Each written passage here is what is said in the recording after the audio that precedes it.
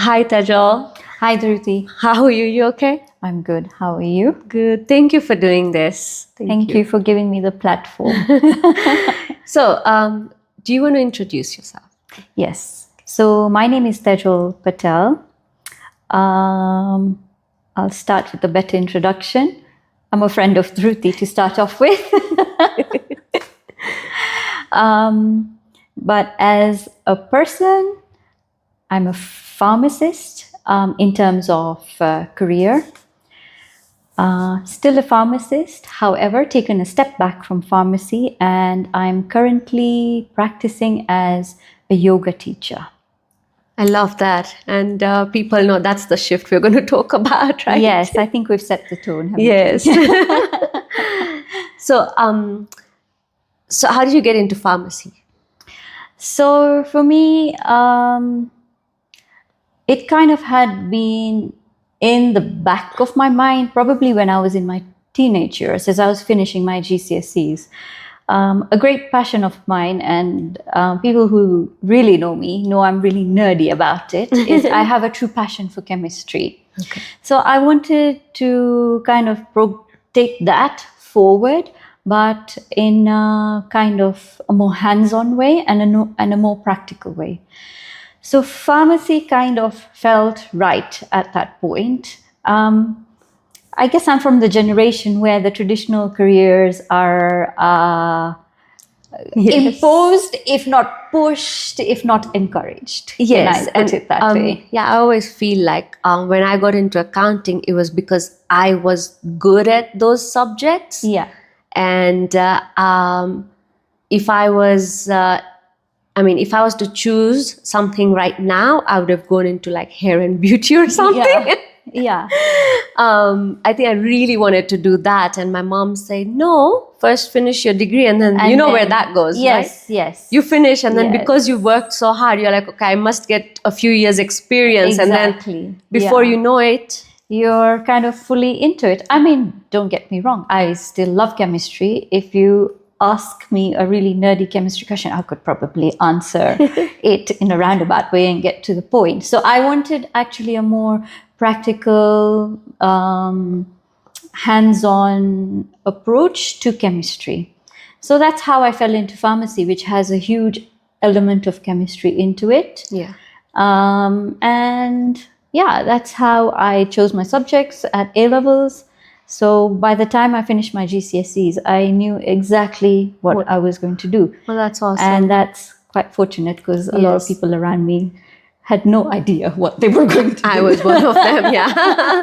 And that was kind of a one-track kind of way. I had no other kind of... You was just fully focused. This is what I want to do. Yeah. And how many years did you practice? I practiced pharmacy. So I graduated in 2003. I'm really showing my age now.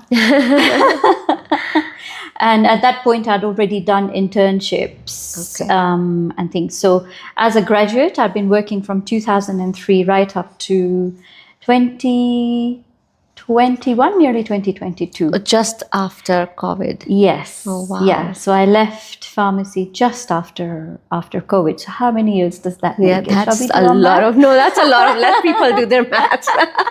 Wow. So you're looking at about 18 years, yes, good. Going on to 19 and even just 20. About 2 decades, yeah. Yes, if you're looking at my internships. Oh, wow. And then why did you shift? What made you shift? Okay, so COVID, can I put it that way? Yeah. Kind of changed a lot of things for a lot of people. And me kind of working in healthcare.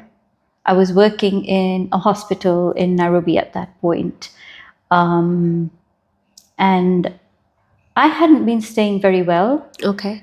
And just seeing what COVID was doing around me, and also just the fact that I personally wasn't well kind of made me rethink what I want to do going ahead. So I have a condition called ulcerative colitis. Okay. And I've had this since about 2007, and it's a condition where you get ulcers in your colon, which Okay. is your just above the it's your bowel basically, Yes. where you make your waste products and it all gets evacuated from there. So when you have ulcerative colitis, you get ulcers in the colon and they flare up every now and again, and you have to rush to the loo constantly, all the time, just all the time when things are bad. It can be every hour, it can be every 15 minutes, it can be every 3 hours, it can be over every 4 hours. It just depends. So this is at the peak of your disease. That's when you had to go this frequently. Yes. Okay. So it goes through a point where it's latent and it's calm. The condition is calm. It's driven by inflammation in the body. Okay. So when the inflammation in your body is high, it kind of kicks off the colitis cycle and you flare up. So they're called flare-ups. Okay. So you go through a period of being well and then flaring up really badly. Then it takes you that much time to kind of come back to your baseline. And then again, something triggers it off and you flare up again. Oh, wow. So it goes in cycles. It kind of, I was a person where I just don't know when a flare up is around the corner. Oh, wow. I'm kind of just bracing myself and waiting for it. Okay. I know it's going to happen. I just don't know when. It could be twice a year. It could be 3 times a year. It could be a flare-up that goes on for 6 months. Okay. Or it could be just a few days. It could be, very rarely would it be a few days, but at the minimum, it would be a month before I would start sort of calming down. So balancing that with a career, I think it became tough. Okay. Yeah. So COVID was actually the point where I was like, okay, I was really unwell, not due to COVID, but because of the colitis. It had flared up and I was just frustrated at work because I can't concentrate. I'm just like, I'm having a flare up. I'm having to constantly rush to the washroom. I have clients in front of me. I can't explain to them what's happening. I'm rushing out of literally a client-facing So much job. discomfort. So much discomfort. And I was like, okay, enough is enough. Something has got to give. Something has got to change. So then what changes did you bring about in your life? So in terms of one of the first changes I made was, I have a very love-hate relationship with food. Now, not so much, but definitely at that point I did. Because every time I ate, I had to rush to the washroom. So I'm like, when do I eat? When is it going to affect me the least? Where I'm not interrupted. So the moment I eat, within 2 hours, I have to go to the washroom. Sometimes it's within 20 minutes. Okay. So it's like I have to really time when I'm going to eat. And that was kind of the pivotal moment where it occurred to me that if I'm at work, I need to concentrate on my job, which is quite a high pressure job.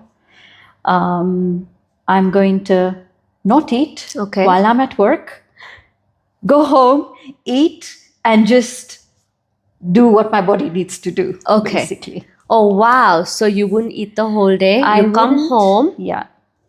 Wow. And how did this then affect you and your condition? It was just something that my body kind of just worked out because my gut started having a bit of a rest. Yeah. It's not constantly battling with food. It's not constantly trying to reject this food that I'm putting in it. And hence, I was a lot more calmer after doing it for literally a week. I could see kind of the change where I'm not constantly rushing to the washroom. And it kind of just calmed things down in my system. It gave your body some time to heal? Yeah, it just gave my body some time to heal, especially during the time I was working. Now, because I was working in a hospital, we do have shift work. So my meal times are not regular then. And hence my body cannot adjust with meal times all over the place. So if I have an early morning shift, I could be eating my lunch at 11 o'clock because I've started so much earlier.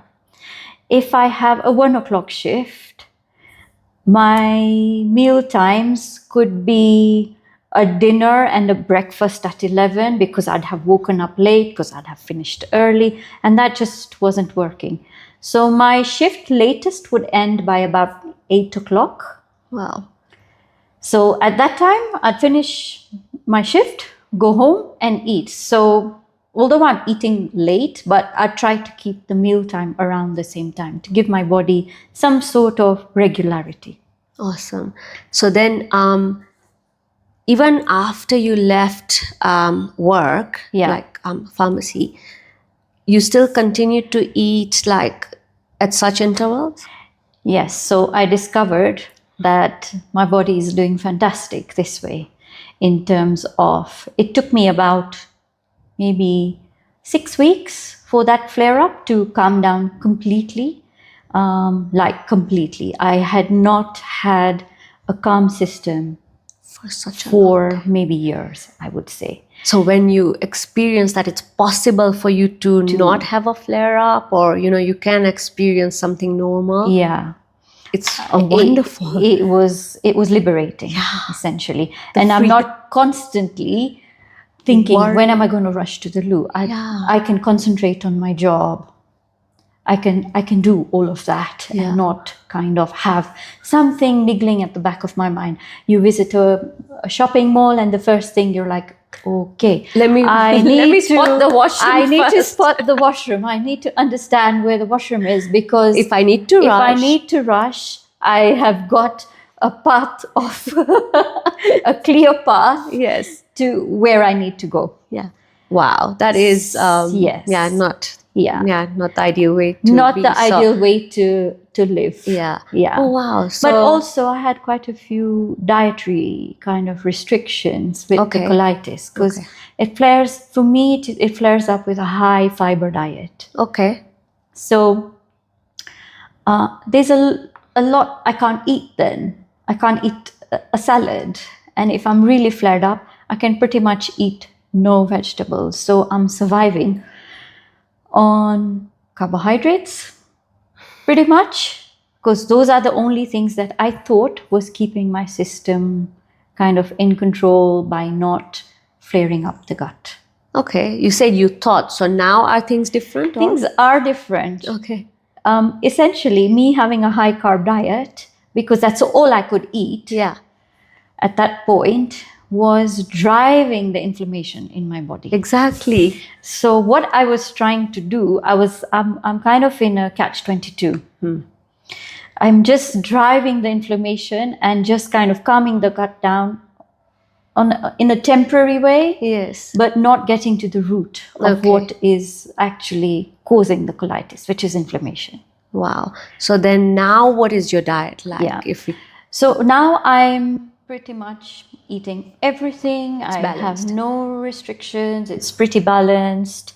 So I'm quite thankful, because I went years, you can imagine, from 2007 to 2021, when it started to come down, 2022, that I would avoid a lot of foods. That's a lot of years, Tejal. A lot of years. And now, obviously, just making this one shift, that even not knowing that what it's going to do, just eating almost one meal a day. Almost one meal a day, giving my gut the rest. But now so many people are talking about like one meal a day is doing wonders to people's systems. Yes, yeah. And we were just talking about, like, I know in Jainism, we call it ektana. So eating once a day is so good and it's so promoted. Yeah. In Hinduism, like we've got a whole month, Shravan Mahina, and then for our Muslim friends, they also have, the months of fasting. And I think there is there's something about, there's one side of it, religious practices, but I think those religious practices do have an kind of a background of some health benefits, and they're based on the health benefits. And I feel like back in the day, this is the only way the religious gurus or leaders could explain to people. Yes. And it was the easiest, like, you've got to do this. You've got to do this. Yeah. So there's obviously, there's a health backing to it. Yes. Now, I can't say that everybody who has this condition we should do this. Yeah. It has just worked for me. Yes. And at that point, I didn't know there was something, a practice called 1 meal a day. I just kind of fell into it by accident, realizing that my body is actually rejecting this food. I should listen to my body and say, okay, you don't want the food now. I won't put it in you. Yeah. Rest, the gut rest is actually what has come out of this, which has helped my colon tremendously, because I'm not constantly bombarding it with food. And hence, when I do put the food in, it's able to handle it. Yes. And hence, because the gut rest came in, it gave my body time to heal the gut, and hence allow me to now start eating other things. That's good. The right food. The right food. Yeah, not just carb heavy. Not just carb heavy. Exactly. And once I remove the carbs, it helps drive down the inflammation. I experienced weight loss, which I was never aiming at, to be honest. It just came as a consequence of just eating a little bit better and more mindfully, essentially. Yeah. I don't avoid carbs, because we do require carbs. I don't avoid them, but I'll choose the type of carbs I have and how I have them. Wow. Yeah. Generally, I'm not saying I do that all the time. A weekend may come. Yeah, I was just going to ask, how do you stay consistent? Because I am really struggling to stay consistent. I try to keep my 1 meal a day, or one big meal a day, and maybe a little snack during the week. Okay. So you're listening to your body. Yeah. Yes. And then over the weekend, I might have a little bit more. And that's actually better for you. It's a fast feast situation kind of a thing. Yeah. And also then your body doesn't get used to 1 meal a day, and then the benefits then don't show, right? Yes.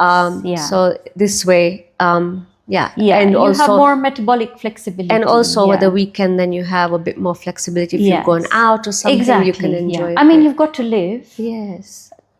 Food is not just food. There's also a social aspect to it now. Yes. And we've got to kind of honor that.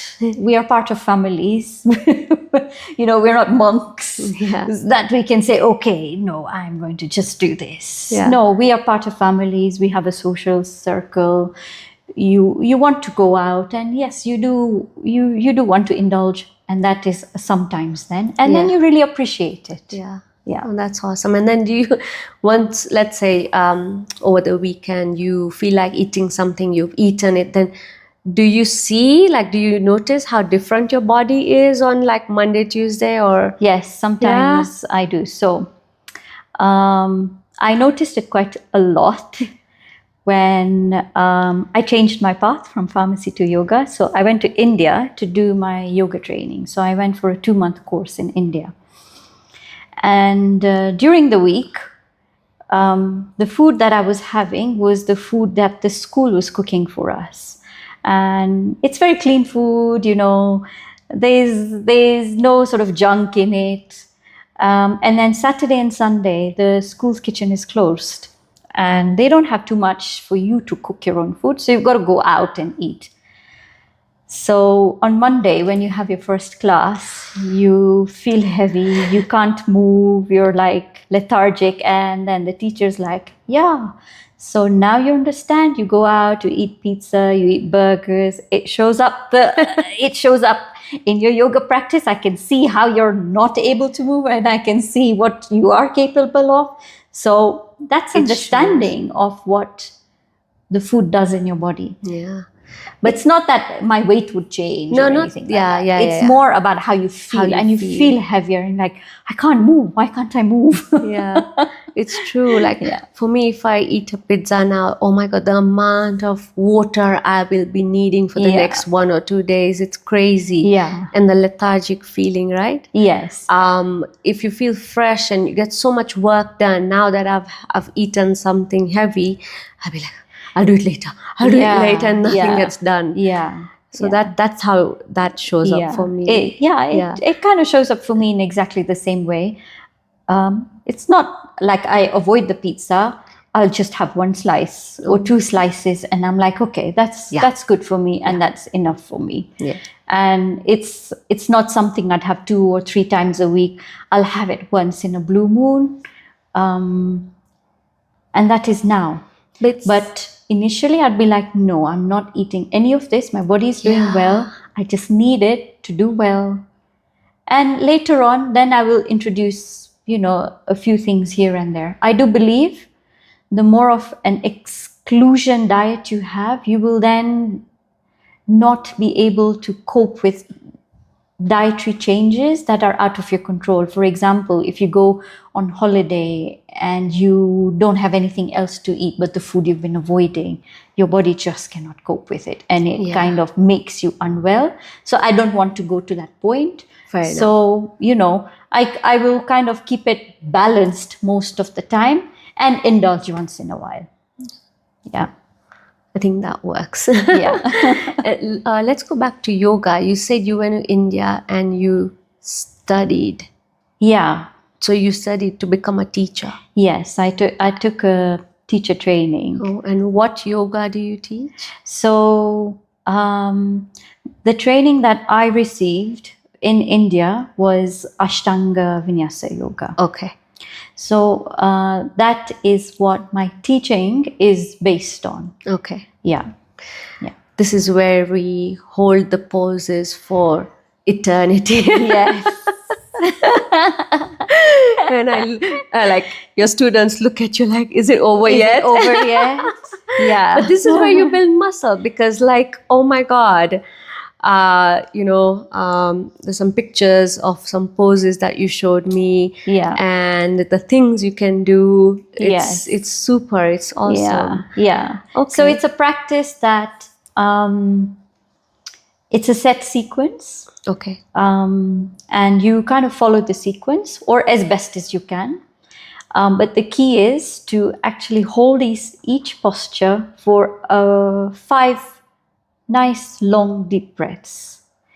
And they feel very long at that time when you're holding, especially certain postures. It's just to allow your body to understand that posture, and for your mind to actually have that memory of what it is you're doing in that posture, and to have that connection, the mind-body connection. It's to harness that connection. Wow. Yeah. That's So you made this shift from pharmacy to yoga. Yes. So then how does yoga fit into your lifestyle now, and how does it benefit you? So it actually complements my recovery from a constant ulcerative colitis patient, because I did notice the changes quite a lot, especially when I went for my yoga training, that the movement, kind of the type of sequence it helps kind of heal any gut issues. I did not know that when I signed up to the training. It's only after I finished the training that my teacher there told me that it is actually a healing yoga. And I actually fell into yoga by accident, just how everything happened during COVID. I fell into it by accident. During COVID, my sister was having private yoga lessons because nobody could have any kind of communal lessons. So there was a teacher coming to her house, and we were doing yoga in her back garden. So we had fresh air, and we were keeping all the social distances, between all of us. And she's like, join this class. And that's how it took off. And I just loved it. I mean, I was doing yoga earlier, in the previous years, but I'd never had a one-on-one private class. And that kind of led me down the yoga path. Wow. Essentially. And also the fact that stress does not help a condition like ulcerative colitis. It was a reset. COVID was a reset for, 2 or 3 different aspects in my life. Yeah.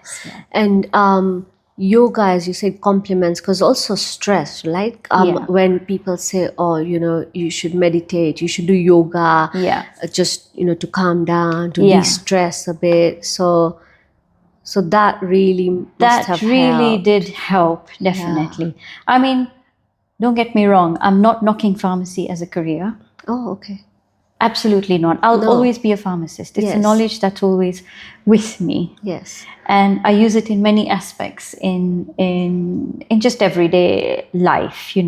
People will randomly ask me, "Oh, this is happening to me. I've been given this drug, but it's causing me these issues." Or I still have that knowledge. It'll always be with me. It's just that I'm not in the formal pharmacy setting practicing it. Yeah. And if I was put back in that setting, yes, I probably would go back into it because I practiced it for so long.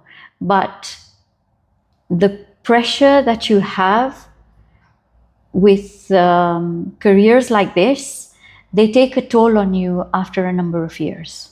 They definitely do. Yeah. They do. Like for me, that's the reason why I left like my own business. Yeah.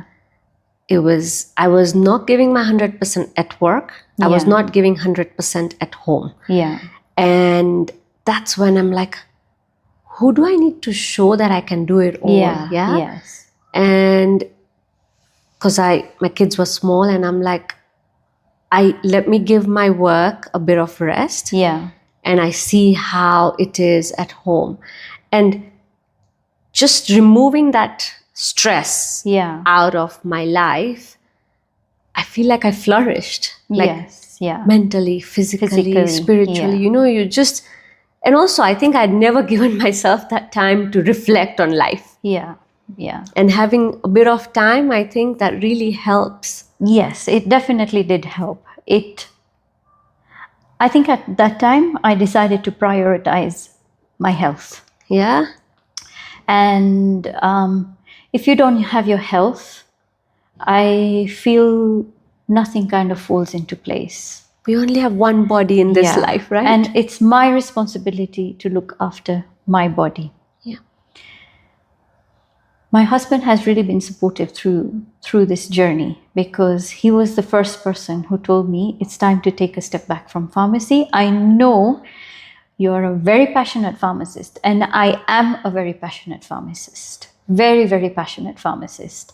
But he's like, maybe just prioritize your health and just see where it goes. He's like, you found this yoga and you really love it, because I started doing lots of classes at that point.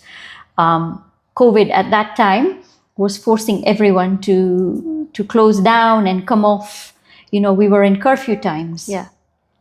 And hence you had to be home by a certain time. So at work, our shifts got cut back that way to accommodate everybody's curfew times as well. So it allowed me time to kind of practice the yoga. Yeah. And that kind of snowballed into something completely, different. Wow. Yeah.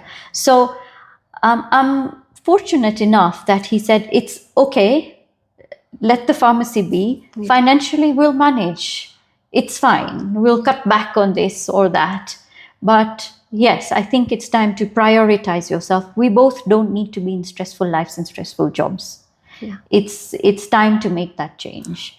You making that change will also benefit me. Yeah. Because I'm not constantly worried about you being unwell. So me making that change kind of helps everybody around you. Everybody around me. It may sound selfish, but no. But it kind of, what you kind of put out there when you're a lot calmer, when you're less stressful, reflects in other people too. No, it doesn't sound selfish at all. I think we've all come to this generation, this time where we all know that if we are okay, then we can do if well my for others. Cup is full, exactly, I can kind of fill everybody else's. If my cup is empty, what am I going to do for anybody else around me? Exactly. And when I was working, my cup was so empty. I was so depleted all the time, and I'm always screaming at everyone. Yeah. And now, no matter what happens, I'll just be zen. Even if, like, I have an accident, like I had a few months ago, I had an accident. I was so calm. I just came out, I talked to the person. Okay. And that accident didn't, ruin my day. Yeah. Yeah. But previously, like, even if somebody didn't give me way, I would be like, what's wrong with you? And then my whole day would get ruined. Yeah. And now I think, it's not just one thing in life, right? It's just being happy, content. Yeah, and it comes content. from, it comes from like a lot of stuff. And like now imagine if you, that time when your colitis had flared up, and if you're not comfortable then you're not happy. You're not happy. Because I'm not well, I can't sleep because I'm constantly going to the washroom. I'm going to be irritable.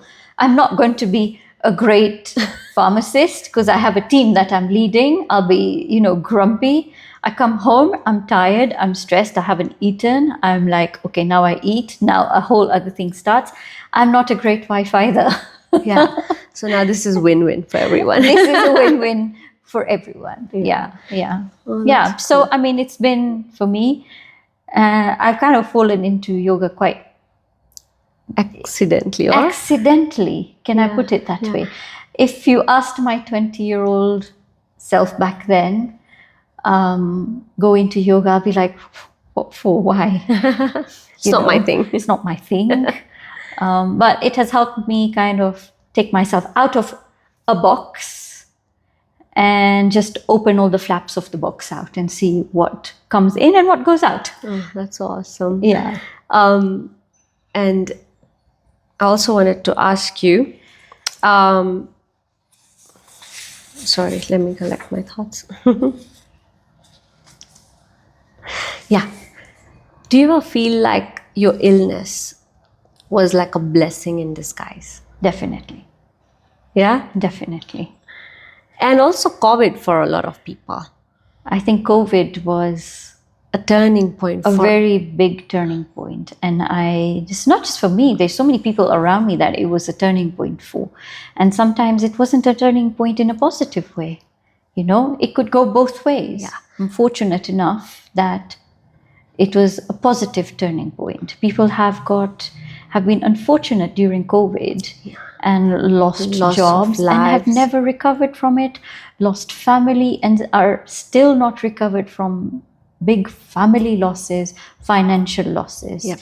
So I'm fortunate that it was a positive turning point for you. Yeah. For me. It was definitely a pivotal point in life. It's like somebody pressed a reset button in me. Yeah. And now, would you say you found your like dharma, swadharma, teaching yoga? Does it fulfill you? It's definitely fulfilling for me. I get so much joy in just teaching a simple body movement, because I can see how that person can progress and benefit from it. So the benefits I have felt, I feel like I should be able to not gatekeep them, but kind of share what I have felt the benefit of. Oh. Yeah. So, another question, anybody who's got ulcerative colitis, what are the things that benefit you that they could try out for themselves? Obviously, everybody's journey is different. Everybody's body is different. Yeah.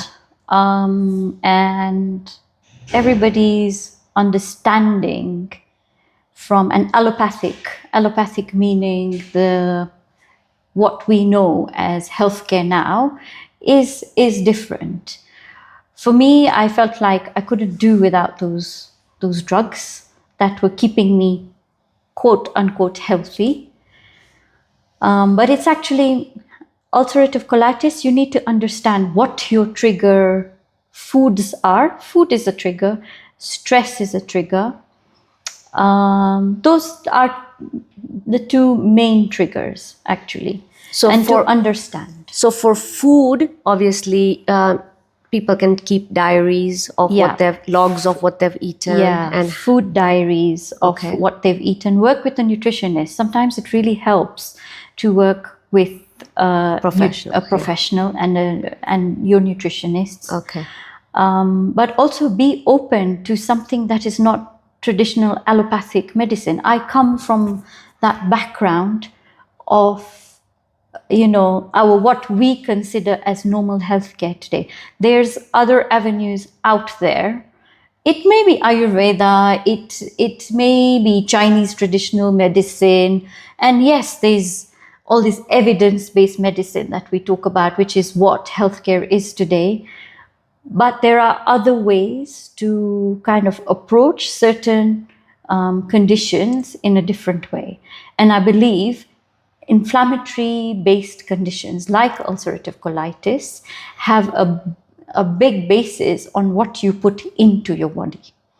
That is where inflammation has come from. And I've had to educate myself, regardless of the fact that I'm a pharmacist and I should know all of these things, but actually understand how inflammation works in your body, what causes the inflammation, and actually get to the basis of what is driving the inflammation. Ulcerative colitis, Crohn's disease are a group of what they call inflammatory bowel disease. And they are autoimmune conditions, meaning your body is attacking itself. Yeah. So it's your own immune system attacking itself. So how do you calm that immune system down?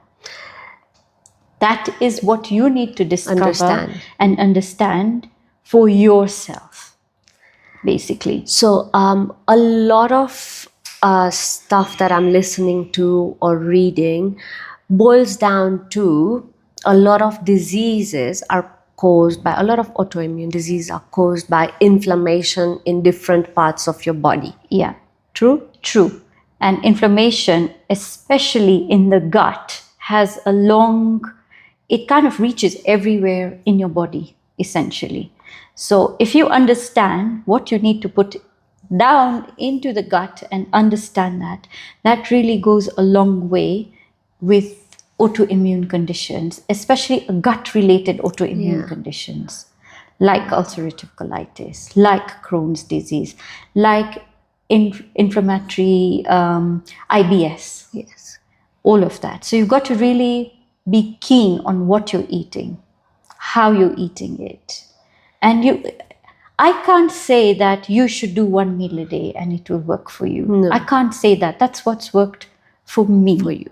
Yeah. What may work for somebody else Would is be different. Yeah. For me, fiber was what was kind of, I thought was inflaming me. But actually you need the fiber. That's what keeps your gut healthy. That's what feeds your good bacteria, your gut bacteria, your microbiome, all of that. There's a lot of research around all of this. And I had to go back into that research and actually read all the articles, see all the evidence. And I'm fortunate I have that kind of background of going into research-based, evidence-based medicine. But was it hard to say, okay, maybe this medicine is not working because, like, you're a pharmacist, so you're giving people hope in those little tablets, and then now you're like, no, but how can it be? Exactly. It feels so controversial, and I had to really come to terms with that what I'd been preaching kind of is completely different to what I've discovered. But there's a place for the traditional medicine, what we consider healthcare today. There is a place for that. And there is a place for a different approach. They've both got their places. And I think it goes hand in hand, like eating balanced, right meals, exercising, taking care of your sleep. I think that should just be a standard for everybody. Exactly. And then if you've got anything, you've got to take care of it with medicine or. I'm not against medicine as a pharmacist. No. I'm against misuse of medicine. That is what I am not for.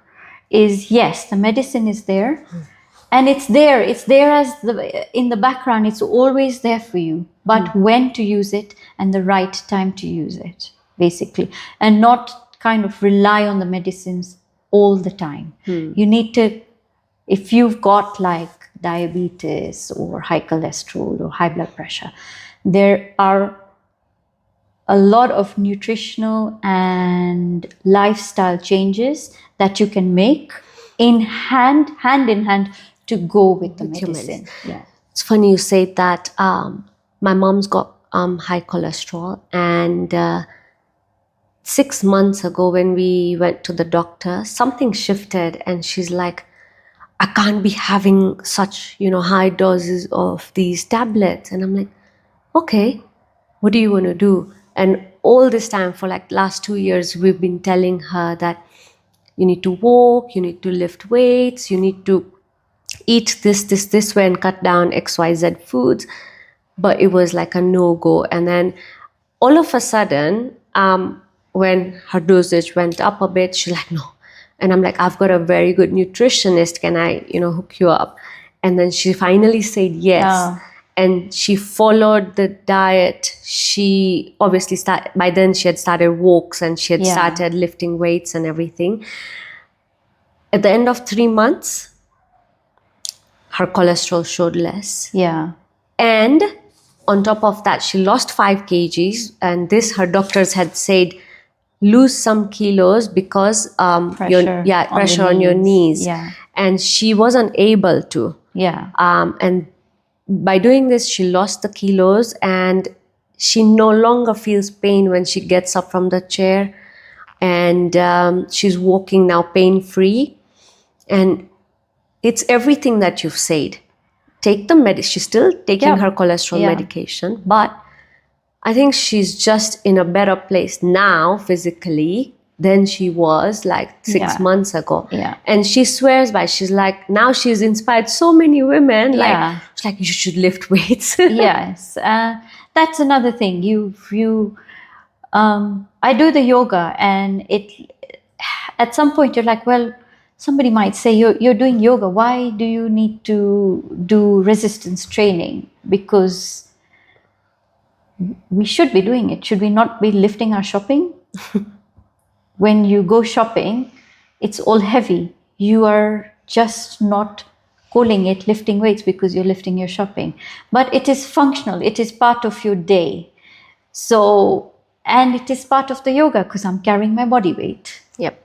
So I'm lifting weights in a different way. Different form. In a different form. And I know there's this whole movement of everybody's got to lift weights, and I feel like it's how you do it and how you perceive it. Yeah.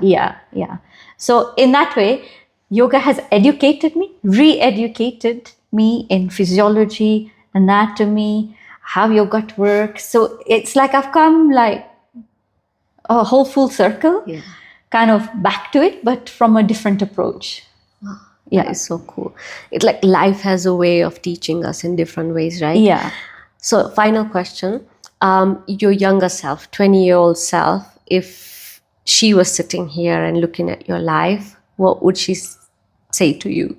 Living this fully aligned life.